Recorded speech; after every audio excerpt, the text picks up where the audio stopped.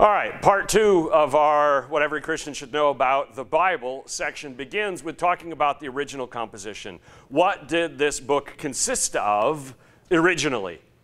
All right, not versus what we have right in front of us today, of course, in English. And original composition, the easiest place to start is with the languages. What languages was it written in? First off, of course, we start with Hebrew. The oldest portions in Hebrew. Biblical classical Hebrew is what it is known as. This is ancient Hebrew. It has some significant differences from modern Hebrew that's spoken in Israel today. But it is the language of almost all of the Jewish scriptures. We'll get to the almost part in a moment. It is a Semitic language. There's a group of languages that fit under that category. Aramaic is one of them. And it is the only living Canaanite language in the world today. All the rest of these ancient languages that are in this branch of the tree that Hebrew is in are more or less extinct today. Our first written example of the earliest form of Hebrew is from about the 10th century BC, which corresponds with some of our earliest dates for the writing of the scriptures, that and a little bit before. But of course, those manuscripts from that era certainly don't exist. They would have disintegrated in time. So our first language to talk about, of course, then is Hebrew. And you have some examples there. If you look on the screen in the middle graphic, all of these are consonants. And all of these dots, the three dots there, and there, and that, those are the vowels in Hebrew. The original text did not have the vowels in them. It was just consonants. The Masoretes, about 1,000 years ago, in Europe and in the Middle East, went in and put the vowels in where they believed them to be. All right, because people in the Middle Ages, the Jewish community, did not have as good a handle on Hebrew as their ancestors did. Of course, for many of them, it was their second language, right? They spoke German first, or French first, or Russian first, or something like that. And so they put the vowels in to make the reading, the reciting of the text in the synagogue easier. So every once in a while, you will run into a question about the text on whether or not the vowels are correct and how that impacts translation. It doesn't happen very often because they knew the text very well and they did a great job of putting the vowels in. But that is just one of those weird quirks of the original text. The second primary language of the scriptures is Greek. And when we're talking about Greek here, we're talking about what's known as Koine Greek. It is a further development from the Greek of Homer's Iliad, which would have been a previous iteration of Greek. This is the language of the New Testament. And it was used throughout the Middle East. In the 3rd century BC, when the Hebrew Bible was translated into Greek, we call that the Septuagint, or LXX for short. It was translated into Koine Greek. That was the Greek being spoken and being written and being used in Alexandria, Egypt, when it was translated there. The reason that this Indo-European language came to be so widespread, of course, in the Middle East, which isn't where it came from, all goes back to Alexander the Great.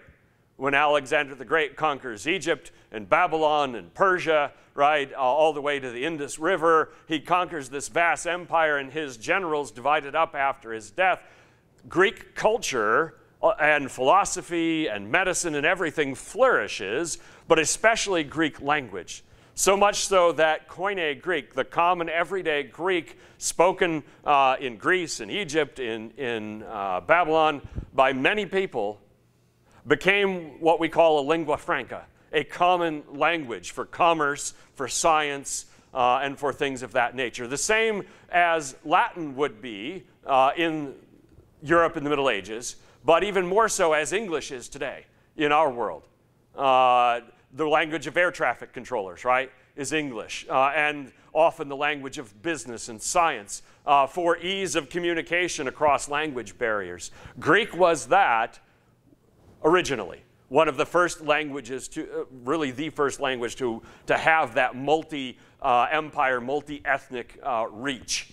And so the New Testament was written in that language, which made it very accessible to people all over the Roman Empire and even beyond. And the third language is the smallest of the three by far, and that is Aramaic. There's a little bit in Daniel from chapter 2 to chapter 7, a little bit in Ezra from 4 to 6, and a little bit in chapter 7. And then a few words and phrases scattered here and there. Basically about 250 of the Bible's verses out of 23,000 are in Aramaic. All right, so if you're studying the biblical languages in seminary, you're going to study Hebrew, you're going to study Greek. Aramaic is like super extra credit, right? Because it's 250 verses worth, and learning a whole language for that is quite a bit. If you were a language nerd, go for it. Not me. It is also, of course, a Semitic language, so it is a relative of Hebrew, closely related. This was the language of the Assyrian Empire, and we know the Assyrians in the biblical story because the Assyrians are the ones who conquer the 10 northern tribes and send them into permanent captivity. The Assyrian Empire, you see there from 2500 BC to 600 BC, the empire was near its end when it conquered Israel, the northern tribes, in 722. It was soon supplanted, the Greeks, the Babylonians, and others. So we've got three languages for the scriptures. Hebrew for the biggest portion, then Greek, and then finally a little bit of Aramaic. One of the interesting notes about Aramaic is that it is generally accepted by historians. Most historians assume, based on a variety of different pieces of evidence, that Jesus and his disciples primarily spoke Aramaic. It was a version of Aramaic known as Jewish Palestinian Aramaic, so a very specific subset of Aramaic. It was a common language in Judea in the first century. Most of the people of Judea would have had as their primary, their spoken language, Aramaic. Now, most of the ones in Judea who were Jews would have also had a very solid understanding of Hebrew, and many of them would have also had at least conversational ability in Greek. So many of the first century Jews were trilingual, which of course most Americans are nowhere near that, right? That's not our thing. Jesus probably spoke a Galilean dialect of Aramaic.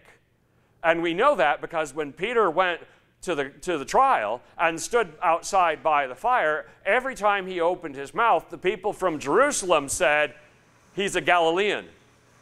His accent, his words prove that he's not from here.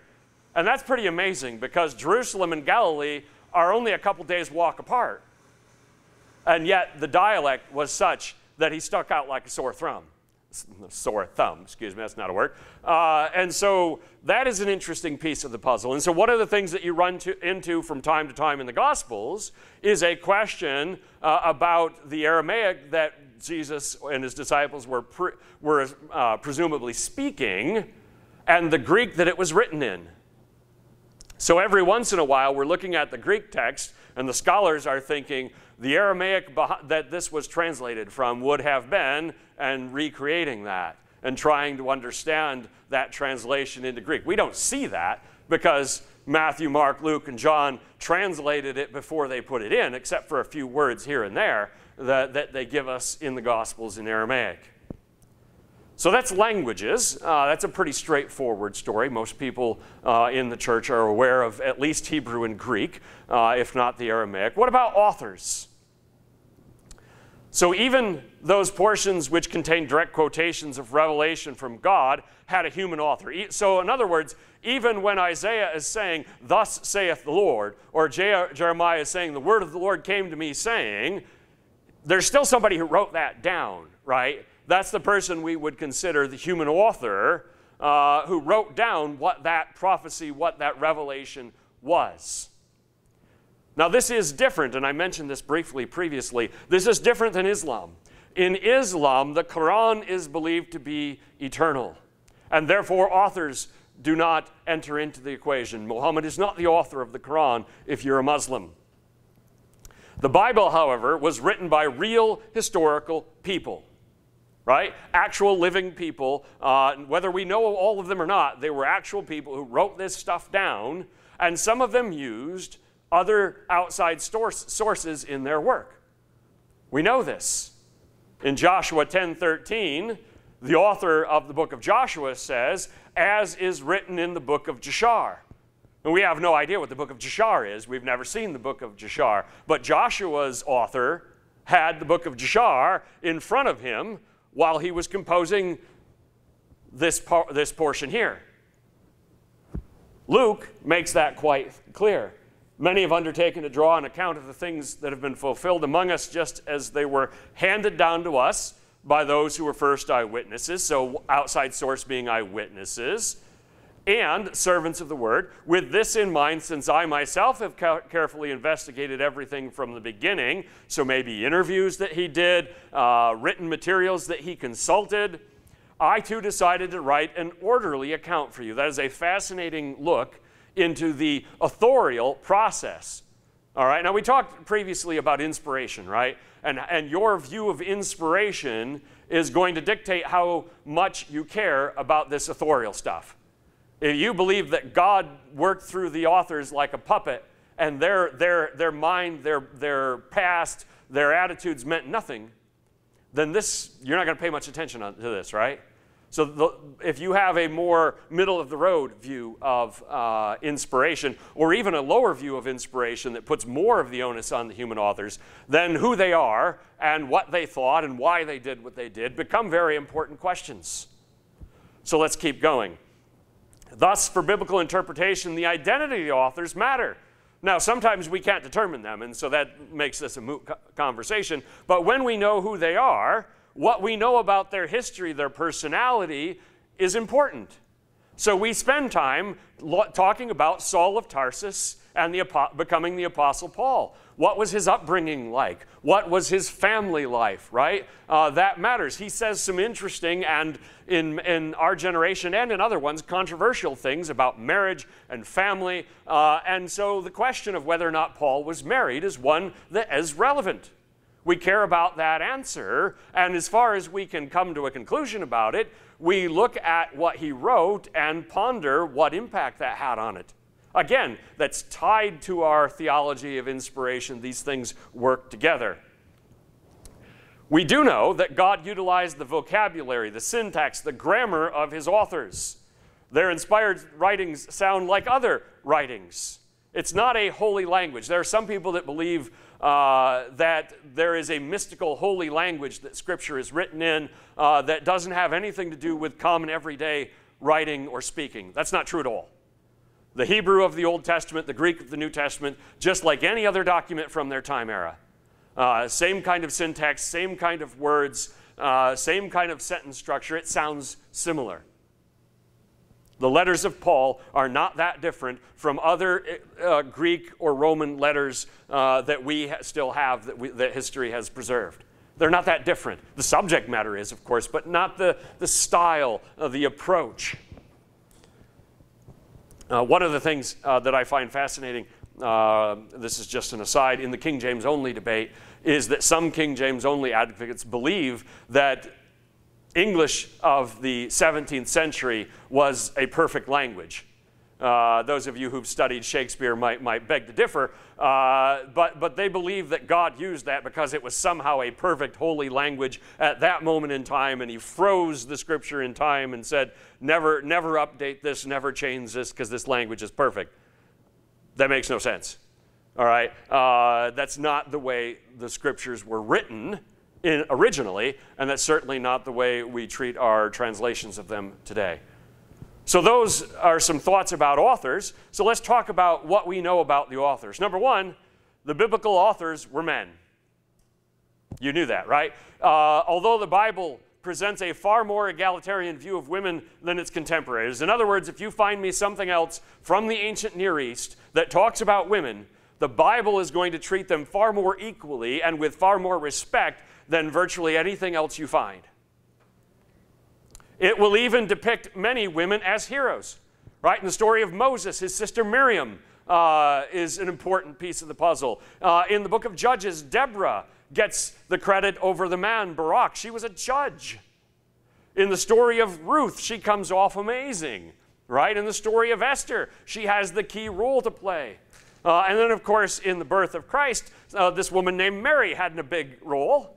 An angel spoke to her directly, not just to her husband. And then, of course, Elizabeth, John the Baptist's mother. And then in the book of Acts, Priscilla and Aquila, this husband and wife team that Paul works with. There are a number of, and there are more. Those, I ran out of space on the slide. I could have listed more. But those are the most prominent ones. Opportunities in the scriptures where women are lifted up. But as far as we know, even though women are quoted in the scriptures, all of the authors were men. Now, granted, some of the texts we don't have a name for who wrote it, so there's a possibility, but given the culture, given the time period it was written in, that's unlikely. In addition to being men, virtually all of these men were Jewish. So we know something else that they had in common. They were Jewish men. Now, there's an argument about that, of course. The most likely exception to that is Luke. Luke not being Jewish, but you will get arguments with people on such things and on some of the other authors, especially when we're debating who the author is. That leads it up in the air. But for the most part, then, we're talking about Jewish men. What do we know? Some of the books of the Bible have explicit attribution. In other words, it tells us this person wrote it, right? Where Paul says, I, Paul, wrote this with my hand, right? He says, I wrote that.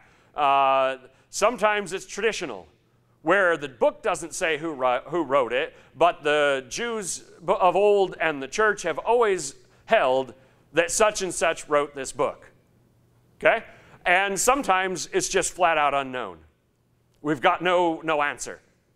All right, so let's try to get some numbers to that. The numbers of the book in the Bible vary depending on what branch of Christianity you belong to, right? Protestants, we have 66 books. Catholics have 73.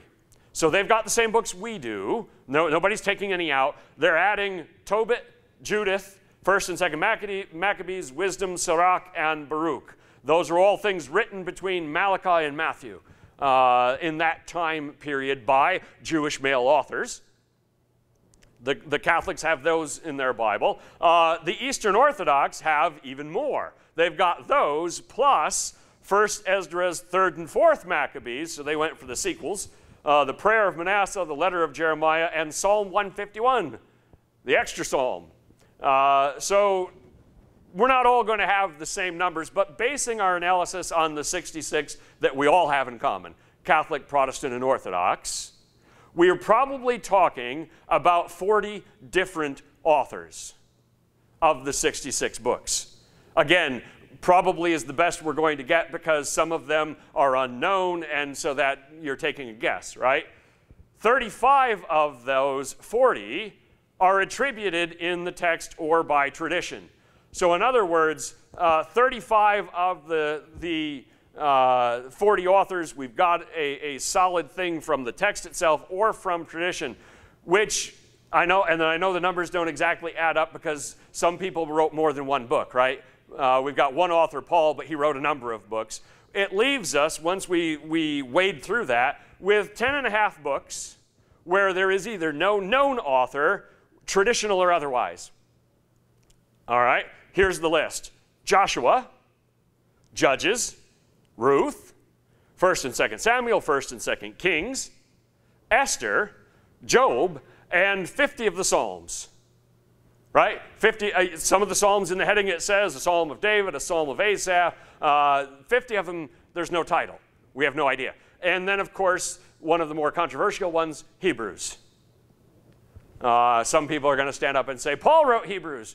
That was a popular opinion a few generations ago. It's not so much anymore. Now the needle has firmly moved back towards we're not sure, we don't know. So we've got 10.5 books, 10 books plus those portions of the Psalms for whom we don't have a traditional or mentioned author. So when we're talking about them, discussions of the author are secondary, right, or speculative. And then, of course, we have the question, do we have compilers or editors of our text? Of the text that we have now, do we have people that took written material from an earlier generation, put it together in a package, and that's what we have. A number of modern scholars, often those with a low view of inspiration, sometimes that is part of their theory, that God's hand is very light or not existent in the scriptures. They view it more as a human product.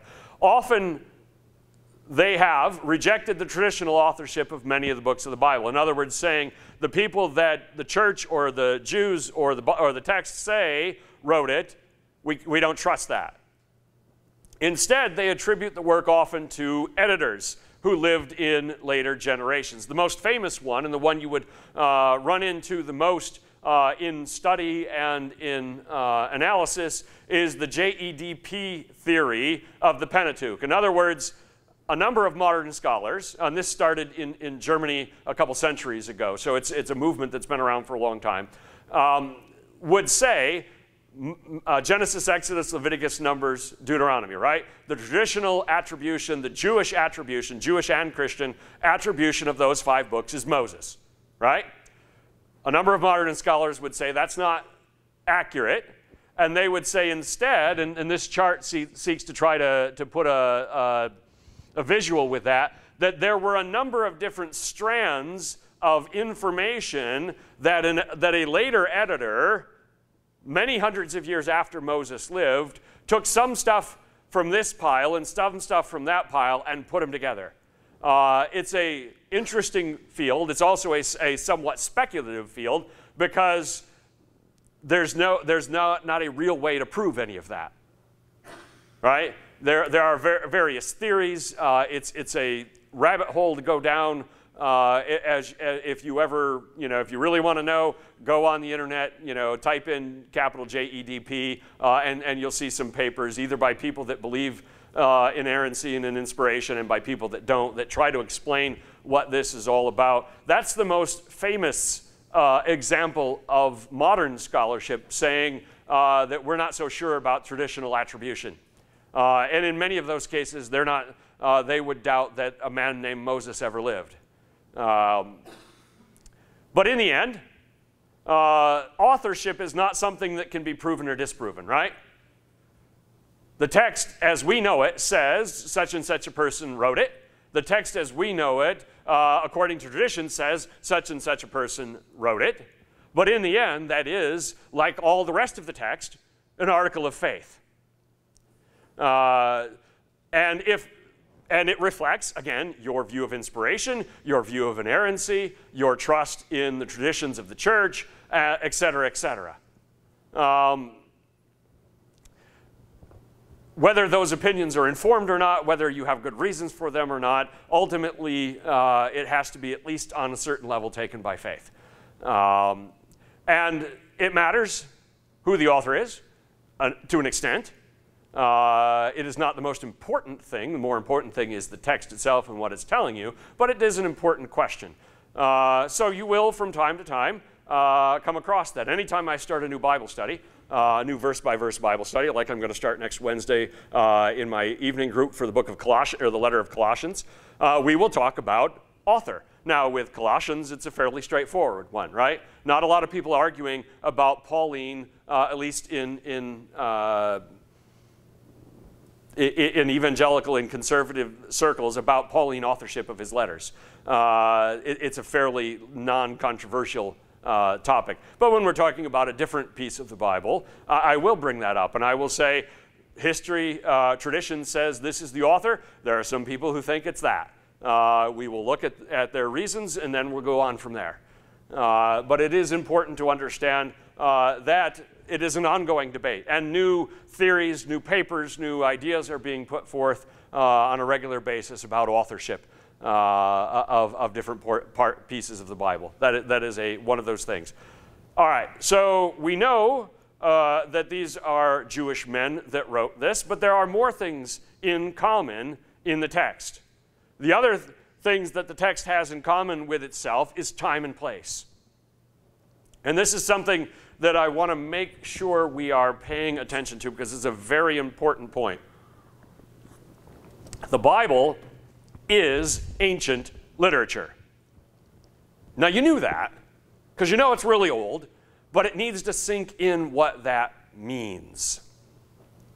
There's a 1,500-year gap, more or less, of course, arguing about the time of the Exodus and whether or not Moses is the writer of Genesis, etc., etc. But there's basically at least 1,000-year, as much as a 1,500-year gap between the first part of the Bible written and the last part written, right, which would be John's revelation in about 95 AD. That is a big gap in time. Think about our world 1,500 years ago. 1,500 years ago in Europe is the Middle Ages, the Dark Ages in many ways. It's after the fall of Rome, long before the modern world. But 1,500 years in the ancient world is not that big a gap. It's not the same. Because the entirety of the Bible was written from what we call an ancient world perspective. The ancient world does not, if you're a historian, the ancient world ended with the fall of Rome in 476 AD. Everything after that is the pre-modern and the modern world. Everything before it is the ancient world. But everything in the Bible is written from an ancient world perspective. How they view the world, how they viewed humanity, how they viewed life and its purpose and its meaning. All right, all of those things, they have more in common with each other from that perspective than they do with us. Okay? You understand that? So if we're going to understand the Bible, any portion of it, Old Testament, New Testament, we need to know something about the ancient world. Studying the ancient world is beneficial to studying the Bible. Learn about Hammurabi's Code. Learn about the philosophies of Plato and Aristotle. Learn about the Egyptian pharaohs, about Alexander the Great. All of these different pieces of understanding the ancient world, culture, literature, art, are all important for our understanding of the Bible because the Bible fits within that category. The second commonality is place. And you knew this too implicitly. The Bible is Middle Eastern, often referred to as Ancient Near Eastern, ANE for short. All of the events of the Bible, almost every piece, every moment in the Bible takes place on this map. Right? The exceptions are small. When Paul is in Rome, he's right here. So just off the edge of that map. If I had a map that was a little bit bigger, we'd have got him in it. But almost everything that happens in the Bible takes place in the Middle East. And almost everybody in the Bible is a Middle Easterner. Right? North Africa, Southeast Europe, and the Middle East. But they're part of that larger cultural understanding. So if you want to understand the Bible, studying the Middle East is important. Especially, of course, the ancient Middle East. Its peoples, its histories, its religions. The more we know about these things, the better we understand the background of the authors and the people in the Bible. Why they think what they think, why they do what they do. You ever read a portion of the Bible and say, I don't get what this guy's thinking? I was just talking about this at the end of the book of Judges in my study yesterday. When the man sees a stranger in the town square and invites him over to his house. And people show up in the middle of the night asking him to let that stranger out so they can gang rape him and murder him. And he says in response, no, take my daughter instead. And you and I look at that and say, I got no idea what this is mental, right? Who is going to send their daughter out to be gang raped and murdered instead of a stranger? That doesn't make any sense in a modern Western worldview. The only way to begin to understand what's going on there, and it's still messed up, the only way to begin to understand it is to understand ancient Near Eastern culture and what they believed about hospitality and your obligations to those who are under your roof. Once you start to unravel that, you read it and say, okay, I get it, but it's still messed up, as it is. But which is one of the reasons why just after that it says, there was no king, everyone did what was right in their own eyes. And that is a parallel to what happened in Sodom and Gomorrah with Lot and the angels, which shows the Hebrew reader, we haven't learned a thing. But you don't understand either of those stories if you don't understand that cultural thing. And sometimes your study Bible has that right there in the bottom, right? It'll have that little note telling you something about the culture or the religion or the time so that you get that. But sometimes we need deeper study, more involved study to understand what's going on. Something else the Bible has in common. The entirety of the Bible assumes the truth of monotheism. Right? Every author of the Bible believed in monotheism, that there is one God. And more specifically, the God proclaimed to Moses at the burning bush. There is a universal rejection in the Bible of the polytheism that was practiced throughout the ancient Middle East. Virtually every other culture and every other people around the people that are in the Bible are polytheists. They believe in more than one God, often many, but at least several, most often a pantheon like the Egyptians or the Greeks or the Babylonians, where you've got some important ones and some lesser ones. The people in the Bible are the only monotheists, and the authors are consistently monotheistic throughout the scriptures.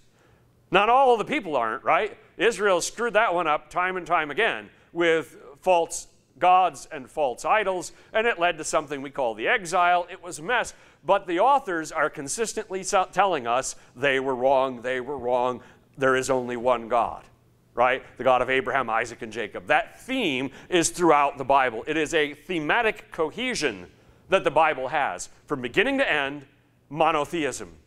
And the entirety of it is counter-cultural.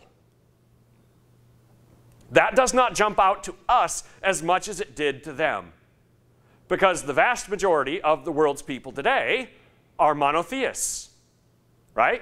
More than a third of the world's people are Christians, nearly a third are Muslims, and the Muslims are even more adamantly monotheistic than we are, because they believe that the Trinity is polytheism, and then of course all of the Jewish people as well. So you get more than two-thirds-ish of the world's people are monotheists. And especially if you live in the Western Hemisphere, you're not a fish out of water if you believe in monotheism, right? Our primary debate is between monotheism and atheism, not between monotheism and polytheism. For our cultural understanding, now if we lived in India, it would be different, because we would be the minority and the Hindus would be the majority. But since we're Westerners, monotheism is ingrained in how we look at the world, right? We are constantly wrestling with the question of whether or not there is one God or no God. But in the ancient world, that is not the way people thought. So when God calls Abraham and says, I am the Lord your God, that begins an experiment of God saying, okay, it's just me, just one. And you read chapter after chapter after chapter, person after person of them struggling to hold on to monotheism and to reject the call of polytheism, because all the other cultures were saying, dude, you need more than one. One God is fine, but you really could use more, right? You need a God for fertility. You need a God for the harvest. You need a God for battle. You need a God for whatever. You can't just let one do all of that. And so you see the Israelites, at least until after the exile, time and time again, falling for that. But we're hard on them, saying, what does it take for you to see, right? But don't forget that everybody else around them thought they were wrong, thought they were weird, peculiar, right? So those are commonalities, very strong commonalities. Ancient, Near Eastern, monotheistic. Everything you read in the Bible is from those three viewpoints. Pause for a moment, flip it around. What about peculiarities? You got a 1,500-year time span with about 40 authors. You're going to have something that sticks out a little bit, right? Let me show you. Let's focus in on what those are. The two biggest ones are Esther, which of course is written about the captivity in Babylon. The interesting thing about Esther is that the sacred name of God is not in the book of Esther. Doesn't jump out at us as much in English because in English we've replaced Yahweh with capital L, capital O, capital R, capital D, right? Out of sensibility towards Jewish Christians, not wanting to offend them by saying the name of God. But that name is nowhere in the book of Esther. And oddly enough, when the Dead Sea Scrolls were uncovered, they never found anything from Esther. Which makes us think that the Essenes, the group that put those scrolls together, that made those scrolls, didn't consider Esther to be legit. That was a minority viewpoint in first century Judaism, but that is an interesting thought. The book of Esther doesn't have the sacred name of God. As you read through it, the book of Esther is a little bit different. Now, of course, it was written in captivity. That's a little bit different. So there's one. And the other one, of course, is the Song of Songs, or also known as the Song of Solomon. And that deals in poetry with a topic that nowhere else in the Bible is treated this way. Everywhere else in the Bible where sex is talked about, especially including marital sex, is with euphemisms. With those phrases that we use when we're not talking about it, or when we're talking about it in front of children, or we don't actually in polite company want to say it. But read that poetry. It's the ancient Near Eastern equivalent of erotic poetry. You don't get that when you read it in English, because his comparisons of things to fawns and towers and whatnot, it don't work with our poetry, right? You read that and you go, this is supposed to be romantic poetry? It doesn't quite work. So that book sticks out. But by and large, the commonalities are far more strong than any peculiarities. Pause for a moment. Any questions on what we're talking about here? Jewish men, Middle Eastern, ancient, monotheists. That's a lot of commonality for a book with so many authors written over such a span of time. All right, let's talk about the format. What is the format of the Bible? For significant portions of the Bible, the first form of the story would have been oral and not written down.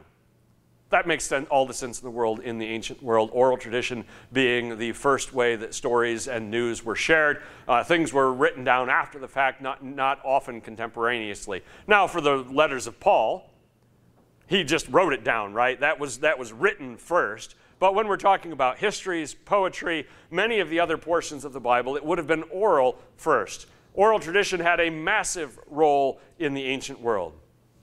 I talked about this a little bit last week. I'm going to go over it a little bit more tonight. Using a combination of local elders who passed down wisdom and history to the next generation and traveling bards, traveling minstrels, whose tales were often set to meter to help with memorization.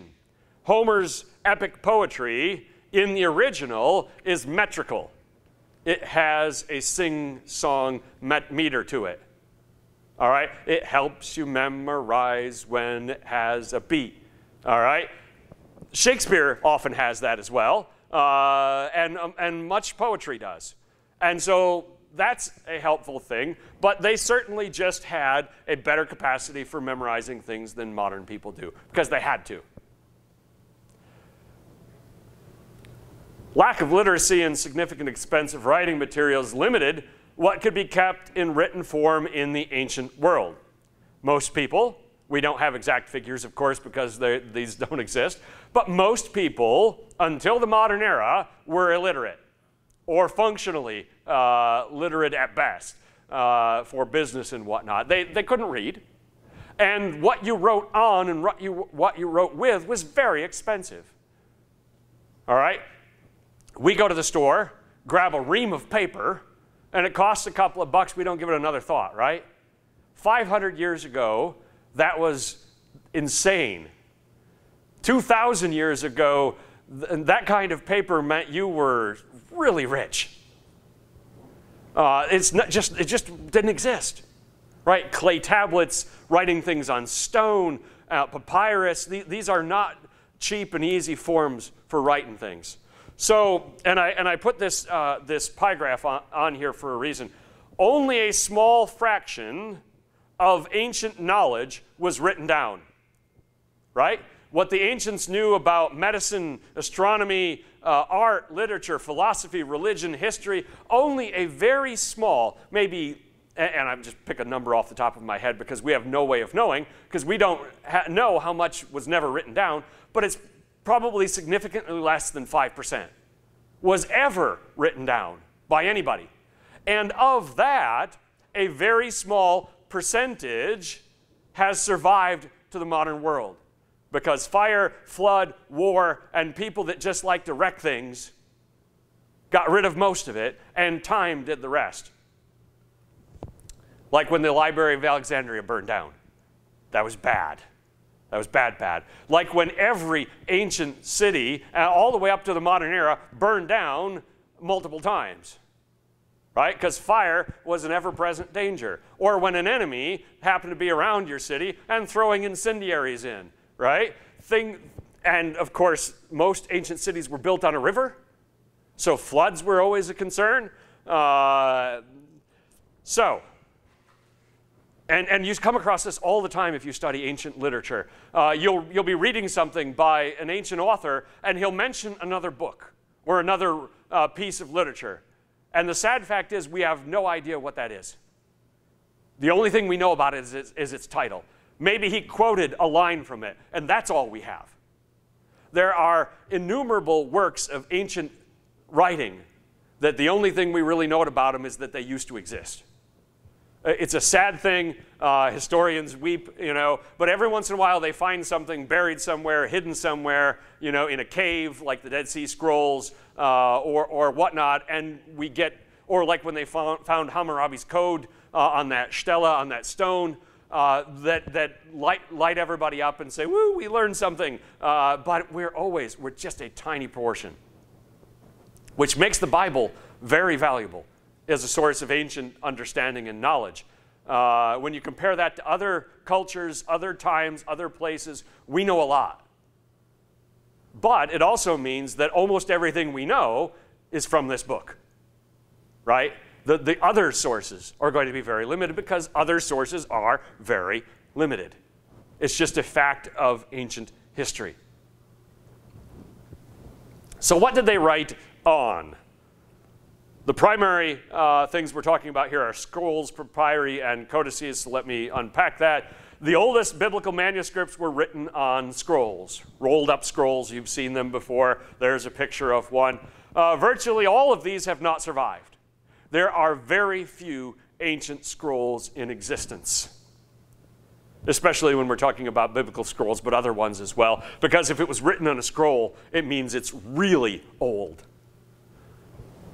The destruction of the Temple of Solomon in 586 BC probably got rid of almost every ancient copy, well, not at the time they weren't ancient, but every copy of the portion of Scripture that had already been written at that point, right?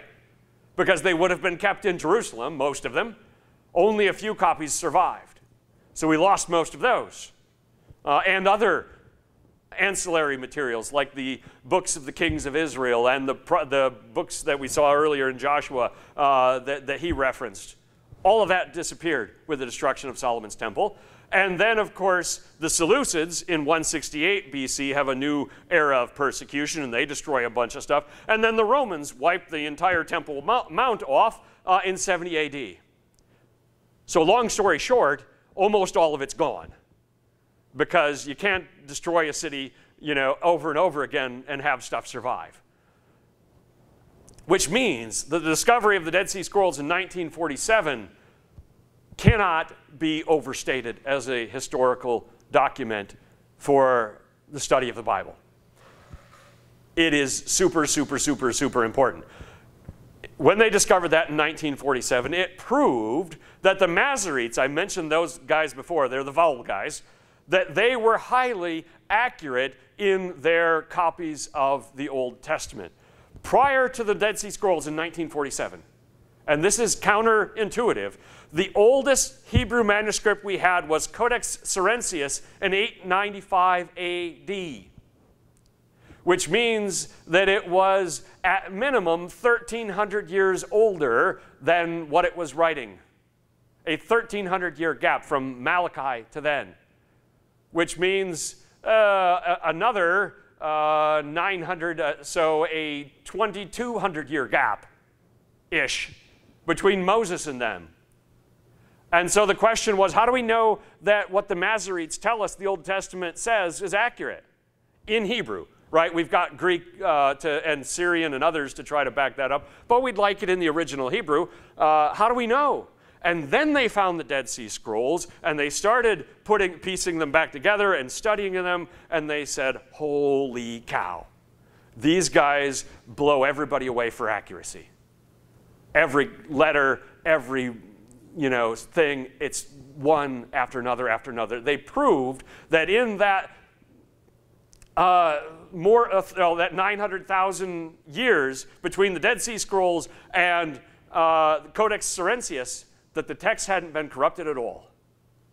The vast majority of arguments about the quality of the text, corruption of the text, guys like Bart Ehrman, who are always talking about the New Testament text, they leave the Old Testament alone, by and large. Because the Dead Sea Scrolls proved that before Christ, right, that all the way back to there, that text is the same. So at least in that era, to the modern era, we know the text is accurate of the Old Testament. It's a very important discovery. As I said, the Masoretes were a group of Jewish scholars who for several hundred years collected and collated and made sure that the text was preserved, working in Tiberias and Jerusalem, but also in Iraq. They're the ones that added the vowels, and they did a tremendous job. The text that they had to work with must have been accurate, because when compared to the Dead Sea Scrolls, they were spot on. And there's an example of what the Dead Sea, one portion of the Dead Sea Scrolls looks like. You can see that even something hidden in a cave for nearly 2,000 years in a jar, history or time is still not entirely kind to it. And the scary thought, this is one of those, oh my gosh, what were they doing? Some of the original people working on the Dead Sea Scrolls, when they got the fragments and put them together, they used tape and taped the pieces together. Modern archaeologists and scholars are going, don't do that. You don't put tape on them, because you've just decided that tape is never coming off. Because you're going to wreck it if you take it off. That's one of those little things. They put a stop to that. They're actually doing very good work on the Dead Sea Scrolls these days, but the first few years it was a little haphazard, in part because they didn't necessarily know what they had, right? It's just a bunch of writings. All right. The most common writing material of the ancient Near East was papyrus. And that's a kind of paper made from reeds that grow along the Nile River. There's a whole industry of collecting these reeds, drying them out, and turning them into papyrus. They originally kept it in the form of a scroll, but early Christian copyists, Christians that were copying the writings of Paul and the writings of the Gospels, they quickly adopted the codex form, the book. They're known as codices. When you see the word codex or codice, that just means book. Of papyrus, and then eventually that was replaced with vellum or parchment as the common writing material. If you can see on my graphic, you see the little pieces. It's almost like it's woven together out of thin thread. That's kind of what papyrus looks like.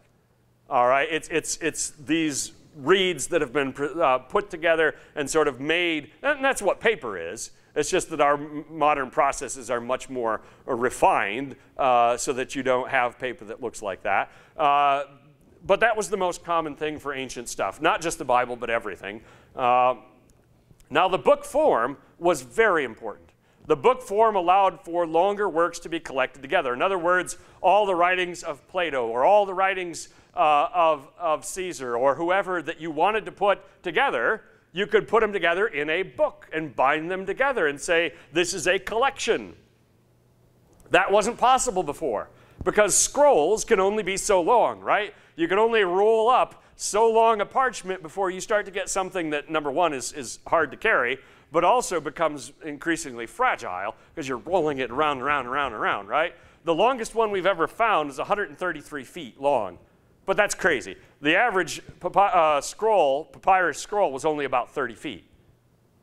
You can't fit the Old Testament on 30 feet. I don't care how small you write, it's not going to fit.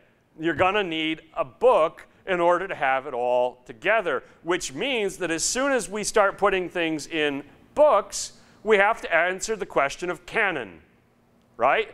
What belongs in the book and what does not? What is part of the Bible, and the word Bible is just the Greek word biblia for book, the book, basically. What should be in there? If we're going to bind them together and put a binding on them and say, here's the book, we got to decide what goes in and what doesn't go in, right?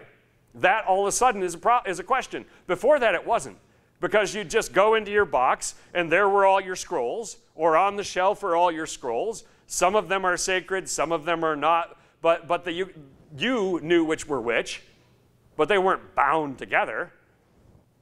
So they need to be organized, and that question of canon we will come back to. Let's talk about the organization of the scriptures. Actually, let's stop and take a break. Organization is the next section. Questions at this moment? I need a drink of water anyway.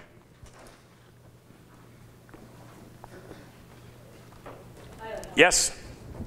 With scrolls, you can only write on one side, correct? Well, it's the best way to do it, yes, because the outside's going to get wrecked. And so the book, you get more bang for your buck.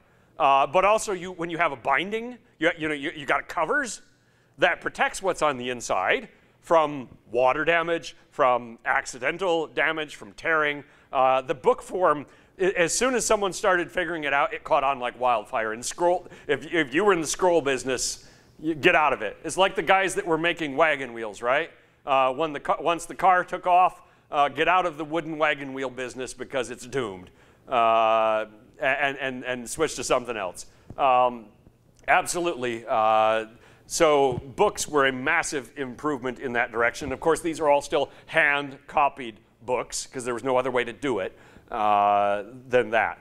So how was the Hebrew scripture? How were the Hebrew scriptures, what we call the Old Testament? How were they organized? Now, originally they were kept in separate scrolls because that was the only way they had to do it. When they began to be codified, when they began to be organized as a canon, when the Jews started saying, we've got to organize what's in and what's out, it was as a 24-book canon. You're thinking 24, that's a weird number. How did we get to 24?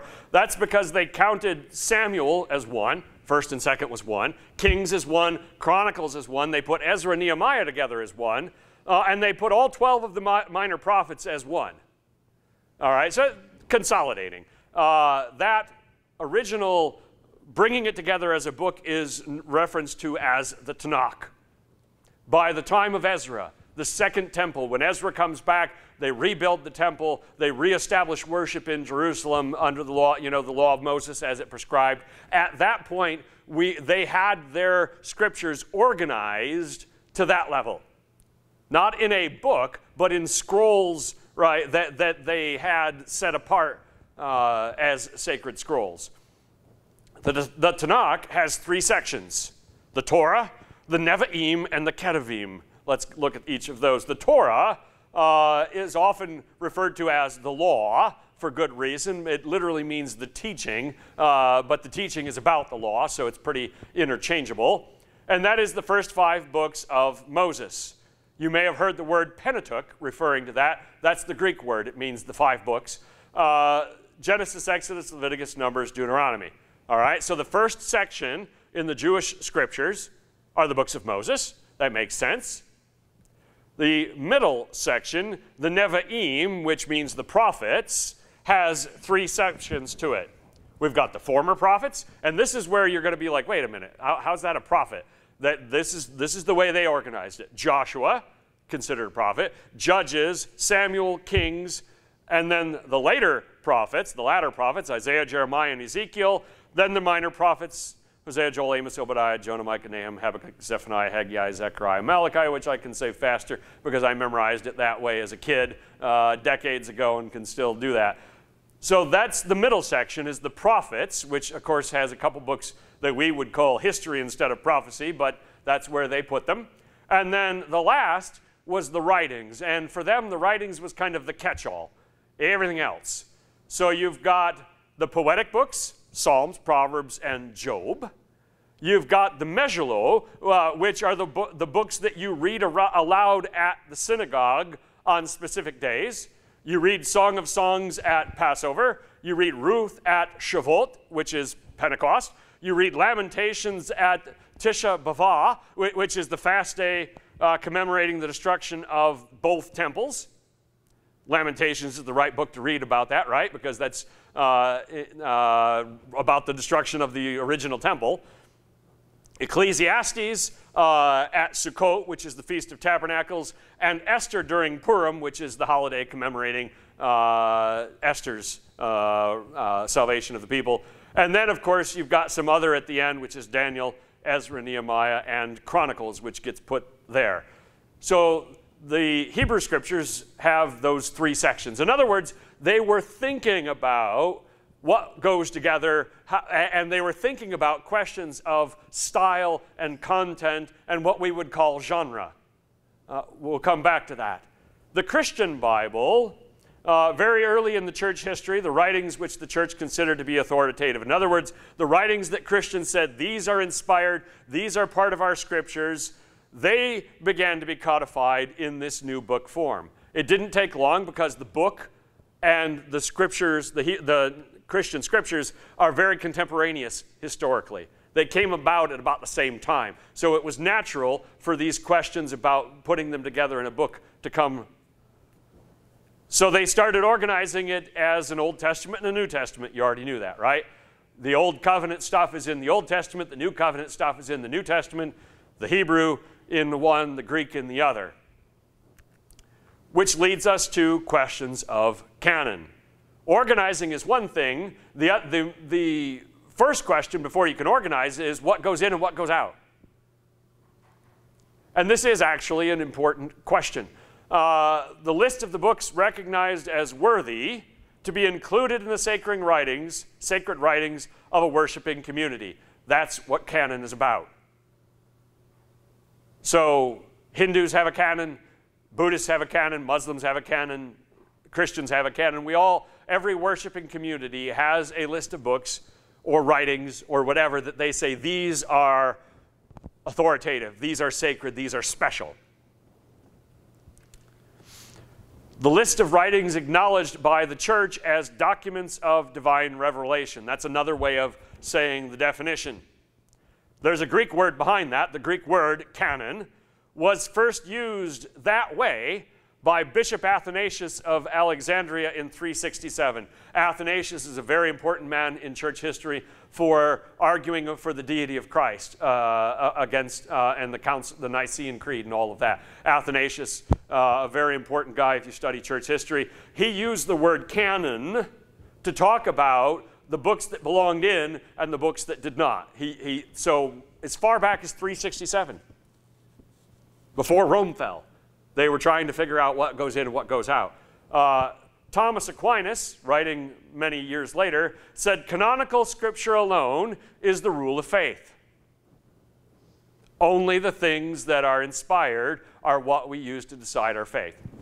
Everybody's on board with that, right? I agree with him 100%. The Westminster Confession in 1647, after it listed the 66 that Protestants adhere to, said, all which are given by inspiration of God to be the rule of faith and life. So the Westminster Confession says these were all inspired, and they're the things that we live by.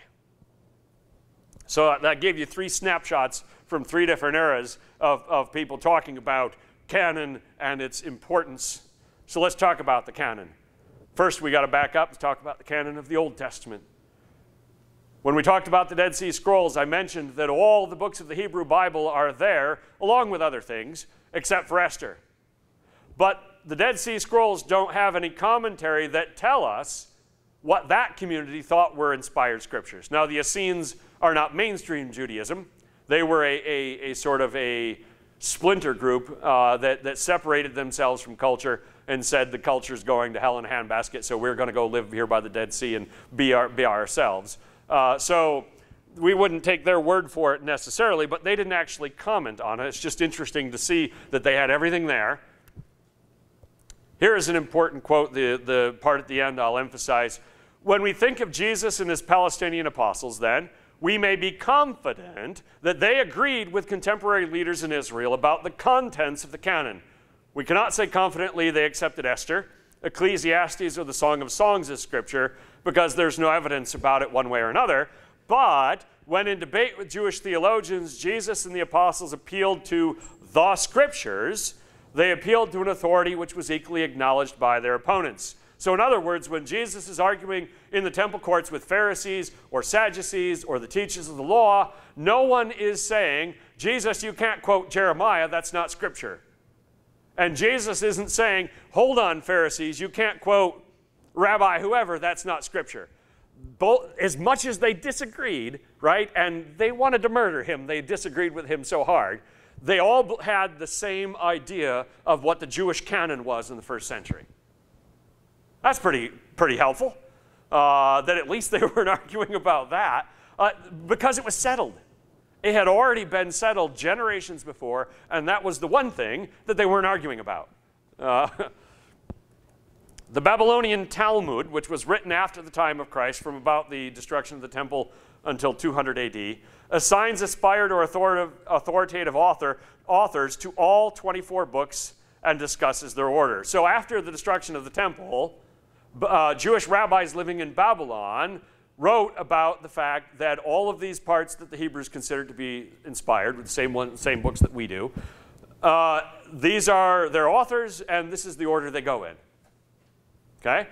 Josephus in the 90s AD, a contemporary of the destruction of Jerusalem, he's actually one of our best sources for that era, wrote about 22 books in the Hebrew Bible, but that's instead of 24, but that's because he said Ruth is an appendage to Judges. It's the postscript to Judges, and he put Lamentations as a postscript to Jeremiah. So his list was the same as the Babylonian Talmud. This is just more evidence that Judaism by the first century had answered all their questions about canon. At the Council of Jamnia after 70 AD, they said this. This is talking about that council. So far as the scriptures are concerned, the rabbis at Jamnia introduced no innovations. They reviewed the tradition they had received and left it more or less as it was. So after the destruction of the temple, this is one of the most important post-destruction Jewish councils. They basically said, nah, the canon's good. That's not one of our problems. What our forefathers said was in, they're still in. We're not going to take anything out. We're not going to add anything. They didn't have any questions about that. So let's talk about the Septuagint. And this is an interesting piece of the story. The Greek translation, right? Greek translation of the Old Testament in Alexandria, 2nd century BC, made at the behest of the Ptolemy king. The man who was ruling from Alexandria said, we've got this huge population of Jews, and we don't understand them. Maybe if we had their scriptures in Greek, we could at least understand where they're coming from. Remember, they were totally countercultural, right? They're the only monotheists. And so the Greeks wanted to understand them, so they said, translate this thing for us. When they did, they organized it in an interesting and unique way. So the second division is largely the same as in the Hebrew Bible, but Ruth is moved to being between Judges and 1 Samuel, and Samuel and Kings are followed by Chronicles. So they messed with the order. But they also included 1 Esdras, and that is a variation a Greek edition of the history that takes place between 1 Chronicles and Nehemiah, and 2nd Esdras, which we call Ezra-Nehemiah. They also included Judith and Tobit. So they added some stuff. When the Jewish community in the 2nd century BC in Alexandria had a larger canon than the one 2 centuries later in Judea, or at least a larger functional canon. They were using more stuff, which is interesting. It's a considerably expanded version of Esther that they used as well. Now, the third division contains the poetry and wisdom books, as we expect: Psalm, Proverbs, Ecclesiastes, Song of Songs, Job, Wisdom, which is new, and Ecclesiasticus, which is a book by the Rabbi Josiah ben Sira. Of those, Wisdom, which was originally written in Greek, which is unique for Hebrew scriptures, right? Written in Greek, and Ecclesiasticus are not in the Hebrew Bible. So they had a number of extra pieces in Alexandria. And then in the last division, Jeremiah is not followed by Lamentations, but by the book of Baruch and the letter of Jeremiah. This is a long story short, and you might be wondering, where is he going with all this? But it is part of our question of canon because, of course, the Catholics and the Orthodox use some of these books and in their Bibles as scripture and read them on Sundays in services. The interesting question is that the Jews in Alexandria kind of agreed with them. The Jews in Judea two centuries later, not so much. It just makes it for an interesting historical conversation about these. And then Daniel has interesting stuff in the Septuagint. Daniel's amplified by two stories that aren't in the Hebrew text, not in the text that you and I have in our Protestant Bibles either. The history of Susanna at the beginning, and the story of Bel and the dragon, which is a funky, fascinating story, which is added at the end. There's also a prayer of confession to God. There's a canticle of praise in the expanded Daniel that supposedly Shadrach, Meshach, and Abednego said from the fiery furnace. Now, I was thinking they were busy in the fiery furnace to be worrying about composing poetry, but in the expanded version of Daniel in the Septuagint, they had something to say. And of course, they also have the book of Maccabees in there. Since Jerome's time, that additional material from the Septuagint has been known as the Apocrypha. And the Apocrypha is in Catholic and Orthodox Bibles, but not in ours, long story short. So while the New Testament writers all used the Septuagint, we know they all used it, to a greater or lesser degree, none of them tells us precisely what the limits of its contents were. So we know that New Testament authors had no problem with quoting the Septuagint. None of them said, but I don't like Baruch, or I don't use Bel and the Dragon, or I don't use Psalm 151, or they didn't tell us any of that. It was in the conversation that they thought important. So what did the early church do with all of this? Early church usage. Let's start talking about New Testament canon. All right? For the most part, Old Testament canon questions, right? We are in agreement about the Hebrew scriptures. The only question that Christians disagree on are, what do we do with the stuff from Malachi to Matthew? All right? Is it interesting historical stuff, or is it more than that? Because it's definitely interesting historical stuff. It was written by Jewish men who believed in God, who lived between Malachi and Matthew. We do want to know what they had to say, right? The question is, how authoritative is that? But what about the New Testament? All right? The earliest Christians didn't trouble themselves about criteria of canonicity. They wouldn't have readily understood the expression. They accepted the Old Testament scriptures as they received them. The authority of those scriptures was sufficiently ratified by the teaching and example of the Lord and his apostles. The teaching and example of the Lord and his apostles, whether conveyed by word of mouth or in writing, had axiomatic authority for them. So in other words, Bruce is saying that for the first couple of generations, this isn't a conversation they were having. They said anything Jesus said, we take. Anything the apostles said or wrote, we take. They weren't getting past that because for them, most of that was still oral tradition, right? They were getting the written parts of it piece by piece, and they weren't getting it as a complete Bible. That's something that modern Christians probably don't think about. The church at Colossae, the church at Ephesus, the church at Alexandria, the church at Rome, they were getting a collection of the writings of Paul. They were getting a copy of the Gospel of Mark, right? They weren't getting one complete full volume set. That's not the way it worked at that point.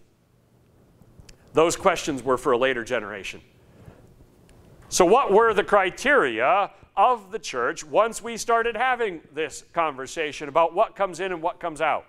And I'm actually going to share some examples of the writings and read you some stuff that once we get to that, so you can see the kind of writing we're talking about. But the very most important thing for them was apostolic authority.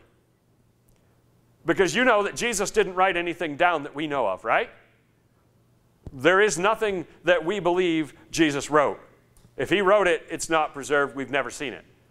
The closest in authority then to Jesus are, of course, his disciples. And alongside them, the Apostle Paul was an honorary member of the club. Not a surprise, Paul's writings were the first to be collected and circulated. We have evidence that Paul's writings were circulated as a group very early. And so were the four Gospels very early. But those were the two earliest sections that were copied and sent together. But if it had the authority of an apostle, it was in, right? One of the 12, Paul, Barnabas, somebody with a direct connection to Jesus with apostolic authority, they're golden. Apostolic authorship of Matthew and John was well established, right? They're with the 12. But what about Mark and Luke? Their authorship was well established in tradition. Tradition said John Mark wrote Mark, Dr. Luke wrote Luke, but it felt like we needed to have an apostle connected. So tradition made sure that people understood that Mark got his information primarily from Peter, and that Luke got his information primarily from Paul.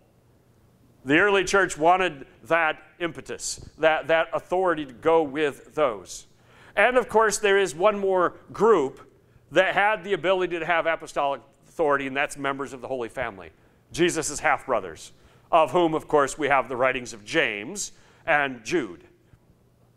So if they wanted to write something, the church was going to take it. The other thing that they looked at was antiquity. If a writing was the work of an apostle or someone closely associated with an apostle, then it had to be from the apostolic age, right? Writings of a later date, whatever their merit, good, bad, or otherwise, could not be included among the apostolic or canonical books. In other words, if we're saying that it has to be from an apostle, if it's from the 3rd century, it's out. 2nd century, right? Because they were all dead by the end of the 1st century. So if it's not ancient, it's out. Orthodoxy, and this is small o orthodoxy, not Eastern Orthodoxy. By orthodoxy, they meant apostolic faith. In other words, it had to fit what the apostles taught. The faith set forth in the undoubted apostolic writings and maintained in the churches which had been founded by the apostles. So if the piece of writing in question agreed with the apostles, then that was a mark of it in its favor. If it didn't, it's out. All right? And the most important question about that any of these writings had to answer was, who's Jesus? Is he the Son of God and the Son of Man or not? And if they didn't say that, then they're out. Easy enough. This one is Catholicity with a small c, right? Not Catholic Church, that's a later term. A work which enjoyed only local recognition was not likely to be acknowledged as part of the canon of the Catholic Church. On the other hand, a work which was acknowledged by a greater part of the Catholic Church would probably receive universal recognition sooner or later. So the book of Hebrews is the classic example of that. The book of Hebrews did not have apostolic authority, right? Aside from the people that thought Paul wrote it, it doesn't claim to be written by an apostle. But it was ancient. They knew that. It was orthodox. Everything, I mean, its Christology is amazing, right? And it had Catholicity. In other words, it was being used in the East, in the West, all over. And so despite the fact that they couldn't tie it to a specific apostle, Hebrews was a shoo-in the long run because of the other three. And then, of course, there's more. Again, all of these things are coming together when you're looking at a piece of writing and saying, is this in or is this out? You've got all of these different criteria, right? Traditional use is important. The readings of the memoirs of the apostles in church along with the Old Testament writings. So the early church father, Justin Martyr, says that very early in the church, on Sunday, they would read something from the Old Testament, right? From the Greek translation, in all likelihood, from the Septuagint. And then they would read something from the memoirs of the apostles. Something that was written by an apostle or one of their associates. That became an established tradition, which made it easier to accord those memoirs the same formal status as the church's earliest days of the law and the prophets. So in other words, if on Sunday you read Isaiah, and then you read something from Mark and something from Colossians, you've basically just said these three things are equal, right? We're giving them equal authority. We read from the prophets, we read from Moses, and then we read from Paul or from John. We're saying they're the same because we're using them the same. That makes sense. So anything that was previously unknown, anything that was never treated as Scripture, would have a hard time later in the story. 2nd century, 3rd century, 4th century. By then the traditions were well established. You're not going to just find some new letter, some new letter of Paul, supposedly, or some letter from the apostle whoever that hadn't been used before and say, oh, this should be used. Because people are going to say, where has it been the last century? And then lastly, inspiration. And this is indeed a circular argument, but it's one that's necessary too. For many centuries, inspiration and canonicity have been closely bound up together. In other words, they've almost been used interchangeably. Books were included in the canon, it's believed, because they were inspired. A book is known to be inspired because it was in the canon.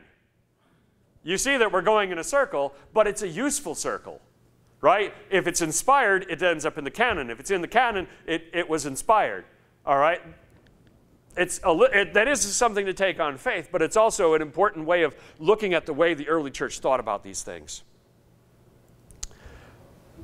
Only one of the New Testament writers expressly bases his authority on prophetic inspiration. And so in contrast to Isaiah, to Jeremiah, to all of these times in the Old Testament when they say, the word of the Lord came to me, right? The Lord saith. The only person in the New Testament to say that, and I already put it up there, so it's not really a trivia question, is John. When John, in his vision of the apocalypse that we call Revelation, says, hey man, an angel showed me some stuff. Nobody else says that. Everybody else just writes, which is fascinating, interesting. What about the councils? Eventually we had to codify this stuff and have some councils, right? Can't be a church without having a board meeting eventually and taking some votes. The early church utilized a mixture of the above criteria, those ones that we already talked about, in relation to canonicity of the text. The canon was functional within the church. So in other words, they were using it that way before the councils decided that.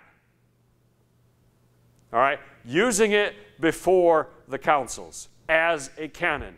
Now there was debate about Hebrews, James, 2 Peter, 2 and 3 John, Jude, Revelation. Different portions of the church were like, we're not sure about 2 Peter, or no, we don't like James, or whatever. But they were using it as a canon before the councils.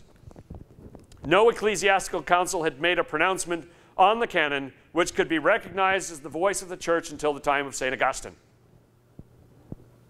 The church had a functional canon until the time of St. Augustine for the New Testament. All right? The first one that we have is the Council of Hippo, 393. Probably the first church council to lay down the limits of the canon. They listed the 27 books of the New Testament that we have. They put them in a different order, but, who cares about that? It resolved that nothing should be read in church under the name of the divine scriptures except the canonical writings. So 393, Council of Hippo, a whole bunch of bishops, got together and said, don't read anything else in church and call it Scripture. You can read something else in church, but make sure that people know it ain't Scripture. Which is good. The Council of the Hippo's decision was reiterated by the Third Council of Carthage and the Sixth Council of Carthage. So the next two generations, the next two of the next meetings, said, yep, they were right. So before the fall of Rome, we've got a New Testament canon that is solid. that nobody is really arguing with anymore. What about the other stuff, right? What about the stuff that they said we're not so sure about? Let's look at those extra categories. Writings which were not included within the canon can be loosely grouped into 3 categories. All right, we've already talked about one of these categories, the Apocrypha, also known as Deuterocanonical, which if you want an even bigger word. In other words, these are the writings between Malachi and the birth of Christ. Right, we got about a 400-year period. Stuff was written. What do we do with it? Let me show you something from the book of Baruch, because your average Protestant has no idea what's in the Apocrypha, right? Unless you were raised Catholic, you've never read it, you've never heard of it. If we did some trivia on it, we'd be in trouble. Baruch we only have a Greek version of Baruch. If it was written in Hebrew, we don't know it. It's about 2nd century BC, so about the time of the Septuagint. Baruch is an assistant to Jeremiah. In the book of Jeremiah, he's referenced 4 different times. So that's who the author of this is supposed to be. Traditionally, he's the author of this. Let me read you a couple of quotes to kind of get the flavor of it. Where's the part? So this is from Baruch chapter 1, verse 4. He has made us subject to all the kingdoms around us, an object of reproach and horror among all the peoples around us. Where the Lord has scattered us, we are brought low, not raised high, because we sinned against the Lord our God, not listening to his voice. If I didn't tell you, I could have told you that was Jeremiah, right? I could have told you that was Isaiah. So it's in the same flavor, the same vein. There's nothing in the book of Baruch that's going to make you go, whoa, whoa, whoa, what are you talking about? Here's a prayer. Do not remember the wicked deeds of our ancestors, but remember at this time your power and your name, for you are the Lord our God, and you, Lord, we will praise, right? Standard stuff. So you got stuff like this. The Apocrypha, the vast majority of it, if I didn't tell you otherwise, I could read it in a Protestant church if I didn't give you the reference, and nobody would know. It sounds mostly like the rest of Scriptures. Now, again, it was written by Jewish men in the centuries before Christ. That's, of course, what it's going to sound like. They're all monotheists. They're all believers in the God of Abraham, Isaac, and Jacob. Our only conversation is whether or not their writings should be authoritative. Okay? The next section, and this is the section that is quite a bit different, and that is the pseudepigrapha. And that is a fancy word of saying false author. The person whose name on it is not the author. One of the most famous examples of that, and I've got it here in this folder, is the Gospel of Thomas. Whoops, dropping it is very helpful. The Gospel of Thomas claimed to be written by the Apostle Thomas, right? But it was from about 250 AD, written in Coptic. It was written in Egypt. Written long after Thomas was alive. So there's a red flag. Hey, why are you saying Thomas wrote it when the man's been dead for a while? It's supposed to be the secret messages that Jesus told Thomas alone. And you're thinking, I don't like secret messages that he told Thomas alone. And he took him and withdrew and told him 3 things. When Thomas returned to his companions, they asked him, "What did Jesus say to you?" Thomas said to them, "If I tell you one of the things he told me, you'll pick up stones and throw them at me. A fire will come out of the stones and burn you up." That's a little weird, right? Secret stuff that only Thomas was told that nobody else can know about? Did Dan Brown write this? Actually, it's not far off. 2/3 of, however, the Gospel of Thomas are basically quotations from the canonical Gospels, from either Matthew, Mark, Luke, or John. So if you read that part, you think, oh, it's normal. There's nothing weird here, except for when you get to the weird parts and say, okay, you lost me there. I don't know what you're talking about. Oh, let me pick one of these. They're interesting. Okay.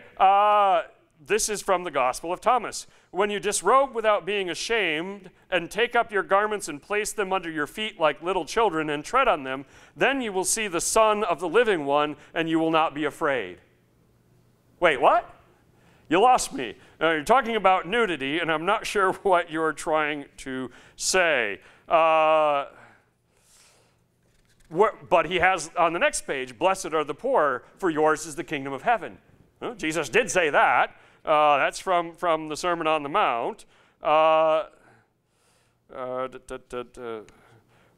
Whoever has come to understand the world has found a corpse, and whoever has found a corpse is superior to the world. I don't know what you're talking about. You lost me there. Now, so the thing that you find out as you read the Gospel of Thomas is that it was written by a Gnostic. Gnostics are people that believe that the world is dualistic, that matter is evil and spirit is good. They're people that believed in celibacy, very influential on the church, actually leading towards the monastic movement and a bunch of other things.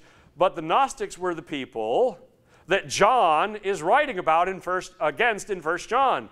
When he says, I've seen and touched, I knew Jesus, he came in the flesh.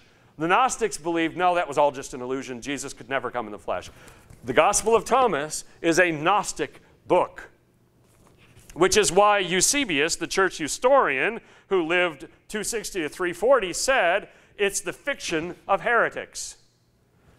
So that's not in the canon. And the reason for it is very clear. Number one, the Christology is nuts. It's not really by Thomas. And so the church was never tempted to include it. And specifically condemned it a number of times, along with other books, the Gospel of Mary, the Gospel of Peter. There is a bunch of them, some of which we don't have any copies of because they didn't survive. The Gospel of Thomas, nobody knew it existed until it was found in the desert in Egypt in the 19th century. And then they said, what is this thing? Where is this from? And then you get books that come out, the Gospels they didn't want you to know about, right? You've seen that one. Actually, Bart Ehrman wrote a book like that. The Gospels the church wanted to suppress. No, the church looked at it, said this is bunk, and rejected it. It wasn't a secret, right? Eusebius and these other guys, they read it and said, no, forget it. One more category of stuff that's not in the Bible, and that are the non-apostolic writings from later than the generation of the apostles. All right? The bishops, these Ignatius, Polycarp, and Clement, great leaders of the early church. They wrote letters, and their letters are great, but they're not apostolic. It was too late, and so it wasn't included in the canon. They're orthodox. They're useful. They were helpful for the church in that age, but the church was not tempted to include them because it came too late. But one of the interesting examples of that category is the shepherd of Hermes. Hermas. I've got a typo there. I bet you PowerPoint changed it for me. This is from the 2nd century AD. It was written in Greek, and it was popular in the church for several centuries. People liked it. They read it and said, this is good stuff. It's actually in Codex Sinaiticus, one of our most complete early Bibles, Codex Sinaiticus. It's very important for the history of the church. It's the writings of a former slave, and it's allegorical. But as you read it, you realize that the Christology in here is kind of confused. You just don't know what he's saying about Jesus. Okay, let me read you one of his parts of one of his parables. And you're going to be like, okay, I get it. And then you're going to be like, wait, I don't get it. This vine beareth fruit, but the elm is an unfruitful stock. Yet this vine, except it climb up the elm, cannot bear much fruit when it's spread on the ground, and such fruit as it beareth is rotten, because it's not suspended upon the elm. When the vine is attached to the elm, it beareth fruit both from itself and from the elm. And you're thinking, well, you're talking about a vine and bearing fruit. I'm with you there. Why are we talking about the vine climbing up a tree? I don't get it. What is this allegory about? So he explains it. The rich man that have much wealth, but in the things of the Lord he is poor, being distracted about his riches, and his confession and intercessions with the Lord are scanty, even that which he giveth is small and weak, and hath not power above.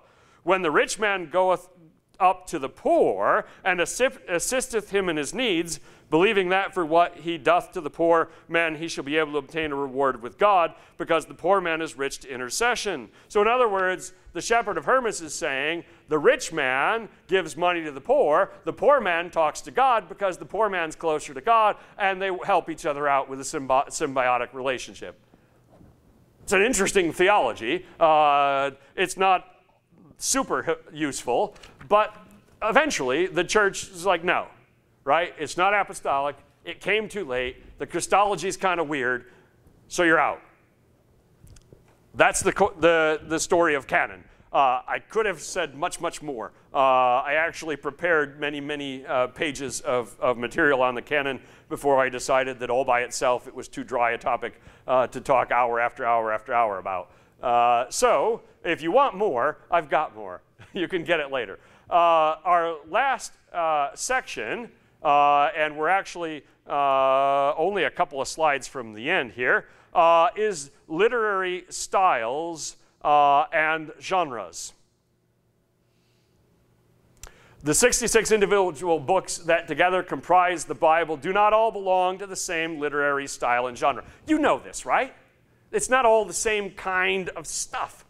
They've got unique authorial perspectives, yes, but they also have unique styles. Now, we don't all agree on how many different genres are in the Bible. If you read one author and he'll say there's this many, another author will say that many, and they'll group them in different ones. That's fine. The important thing is that we understand that proper interpretation of the Scriptures must take these various styles or genres into account. That's all I want you to do, is to say to yourself, this is poetry, I should think of it like poetry. This is history, I should think of it like history. And recognize that poetry and history are not the same thing. Ta-da, that's most of it right there. Now, the early Jewish groupings of the Tanakh have that, right? We mentioned that. They've got law, prophets, and writings. They recognize that not all of this stuff is the same. So let's talk about an example. There is a clear difference between Genesis, Proverbs, Luke, Ephesians, and Revelation. None of those are the same genre. To treat them all the same without stopping to think about the literary conventions that go with that genre would be to encourage misinterpretation, and when you misinterpret, you misapply, right? If you treat Genesis and Luke exactly the same, or Ephesians and Proverbs exactly the same, you're probably going to end up with some bad interpretations, and that's what we want to avoid. This is a descriptive, not a prescriptive aid to study. Let me explain that. When we're talking about literary styles, when we're talking about genres, we're not talking about rules that are never broken, all right? If you hear someone say, all prophecy is such and such, stop listening. They don't know what they're talking about. Because all is not a word we use when we're talking about genres. We use words like most often, typically, normally. Right? There's a big difference between those. The focus is on what they have in common. Your typical poetry has these commonalities. Your typical apocalyptic literature has these kind of things in it. All right? An increased appreciation of the literary mechanisms of the text, how a story is told, often becomes the avenue of greater insights into the theological, religious, and even historical significance of the text, what the story means. Go back to the part I highlighted. If we appreciate how a story is told, it gives us greater insight into what the story means. You like how I just made the sentence a lot easier? The stuff in between is written from a really smart guy. The rest of it's for all of us. You need to know how a story was told in order to help you understand what it means. So when you pick up a book of the Bible, consider its genre, right? Is this poetry? Is this wisdom literature? Is this history? Is this biography? Because that has an impact. And one of the fascinating things, and this is our last slide for tonight, individual books can contain several subgenres within them. Let me give you an example. 1st and 2nd Samuel. They're a great example because they've got a ton of them. If you look at 1st and 2nd Samuel as a whole, it's a history, right? It's a narrative history about what happened and to who and when and what they said and what they did. It's a history, okay? But as you look closer, you realize that in that history, there are what we would call stories, which is a kind of telling of history, right? When you tell a story, it's not dry history. It's got more flavor to it. There are also sayings, like common sayings. There are proverbs in there, which are a little bit different. There's poetry in there. There are songs in there. There are battle reports, and battles are reported differently than regular history.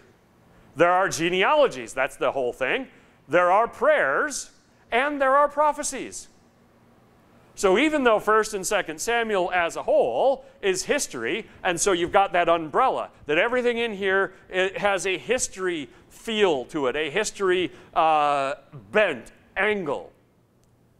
The individual pieces, when you come across one, you might have to stop and say, wait a minute, this is interesting. This is a prayer within 1 Samuel. What do we know about Jewish prayers in the Old Testament? And how is this similar to that? See how that works? It's just a way of being a little more mindful about what you're reading and what kind of writing it is. It helps with interpretation. And the better we are, the more hurdles and pitfalls we move out of the way of our interpretation, the better we're going to be. Because next week we're going to spend half our time talking about interpretation and the other about application. And we're going to learn there are plenty of problems and reasons why we might screw up interpretation. We don't need to have ignoring genres be one of them, because that's an easy one. All right, that's an easy one to get past. There are great study aids out there to help you learn about the commonalities of the different genres. Let's stop. That's my last slide. We are 118 out of 203, so we are moving along, and we only have 90 more to go next week. But we'll make it.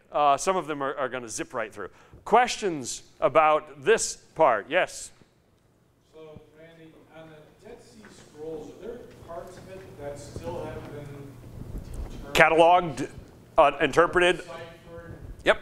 And just unknown still? So the Dead Sea Scrolls are fascinating because the biggest pieces were the easiest, right? The ones that were in good shape. But there were also a lot of those little tiny fragments. And that takes time to try to figure out, okay, what is this, right? What does this go with? Does it go? What pieces of this does it go with, right? That's like taking a bunch of different puzzles. If you've ever done this, woe to you, right? You have like 6 puzzles on the shelf, and you knock them all off, and they spill together.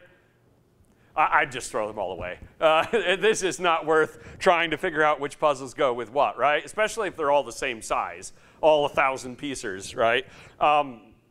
So yeah, they've been working on it ever since 1947, and there's still new things being published, new studies, new analysis, because they found a lot of stuff besides Scripture in there. They found just ordinary, mundane, everyday writings. They found different writings of the Essenes that they thought were important. And so there's lots of analysis still to be done. And new things being published. You can actually go online and see a lot of it now because it's been scanned so that scholars can see it. And you don't have to fly to Israel and go and get permission to go into the museum and it's actually look at it. You can just look at it on the computer, which is hugely helpful for scholars. Oh yeah, we'll be talking about the Dead Sea Scrolls for 100 years. They'll be given more and more information. But the main story has been known for a while. The Old Testament scriptures are accurate. It kind of begs, is something ever going to change? Are they going to? I mean, it doesn't sound like it. That's something. I don't think there are any bombshells in there. Yeah. What we're going to learn is more about first century Judaism. Which we want to know as much about first century Judaism as we can, right? Pharisees, Sadducees, the followers of John, the Essenes. Well, some people think John was an Essene from some of his behavior and his beliefs and where he lived. The more we learn about them, the more we can evaluate that idea. Does that make sense or does it not? It seems at this point that he was definitely familiar with them. He knew about them. Maybe we'll learn more. We've learned a lot about them based on the stuff that we found there, and they might find more scrolls. There are other caves, and there are new things to be discovered. That is a fascinating story when we start talking about the history of the Bible. There will be new manuscripts found, handwritten copies of the New Testament, or the Bible as a whole, that still will be found, that are hidden in some dark archive somewhere that nobody has ever cataloged, and that someday a scholar is going to open that up and say, holy cow, this is a 4th century New Testament. This is important. And they'll log it, and it'll get scanned, and then they'll study it, and that will enter into the story. That's a fascinating thing about archaeology and this effort that's still ongoing. There is Daniel Wallace, one of the foremost experts in New Testament Greek, is heading up a project that actually, and the name of it's going to come to me 5 minutes after this gets done. They actually are going around to all these libraries, to all of these archives, and high-resolution digital scanning these manuscripts. So if a fire burns it down, it's never going to be lost because it'll be in the cloud, and unless the robots take over, we'll have access to it. When the robots take over, we got other problems. Sorry, I've seen Terminator too many times. There's a big push for AI. There, So you gotta have a Skynet, baby. We've seen the movie. All right, that doesn't belong in this video. So let's not get off on that rabbit trail. Start talking about AI. Other questions? We're thousands. We're in the past. Where we're at. Any other questions? Yep. I have one. On the one screen, Uh-oh. you have the scriptures used by Jesus and the apostles. Yep. And you described it as the Palestinian apostles. Why did you choose Palestinian rather than Jewish apostles? Let's see, we're gonna go. Where was that? Under Canon, Old Yep. Testament Canon. Okay, Old Testament canon. So that's before this. Early church usage. No.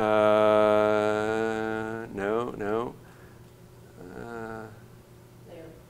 Top line. It's a quotation. Oh, okay. So you'd have to ask F.F. Bruce. I got his book on my shelf at home. Probably because he's emphasizing where they are from, that the people of that area of Judea, of Palestine, that's the word the Romans would have used for that area at that time. He's saying basically they were all on the same page about the canon. Because as far as we know, all of his apostles, right, all of his disciples were from there. We don't know all about them, right? We know about Peter and James and John and a few others, and Matthew. Some of them, the other ones, they just showed up in the story. We assume they came from somewhere around there, because if they didn't, you'd think somebody would have mentioned that, right? They would have said at some point, Thaddeus, what are you doing?